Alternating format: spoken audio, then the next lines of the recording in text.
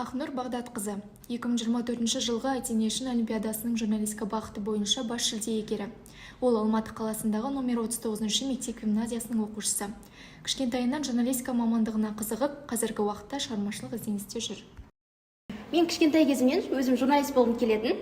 Мен өзімнің өмірлік бағыт-бағдарымда айқын қойдым. Сондықтан журналист боламын деп нақты шешім қабылдаған болатынмын. Менің бастапқы таңдауымда осы Хату университеті болатын. Сондықтан мен неге қатыспасқа деп осы олимпиадаға қатысқан едім. Ақнұр осы уақытқа дейін түрлі шығармашылық сайысқа қатысқанымен жүлделі орын алмаған. Осы жолғы олимпиада оның бағын ашты. Кішкентай кезімнен эссе жарыстарға қатысып, байқауларға қатысып жүргендіктен маған қиын болған жоқ.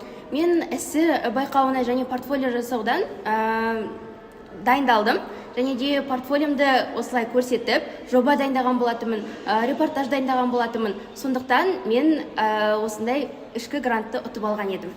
Жеңімпазымыз мектептің белсенді оқушысы. Білім ордасындағы түрлі жарысқа Ақнұр ерекше атсалысып, әр қырымен танымал. Оны мектеп директоры да растайды. Бағдат Ақнұр енді білесіз ғой, сол жаңағы зерделіні таным деген қоғамның бір мүшесі болып есептеледі. Жасынан кішкене кезінен бастап ол баланың әртүрлі ерекшеліктері қарастырылған. Одан кейін бірнеше өзінің білімін ұштауда бірнеше олимпиадаға қатысқан. Ол жерден жүлдегер орын алған. Әрине біздің жетістігіміз үлкен.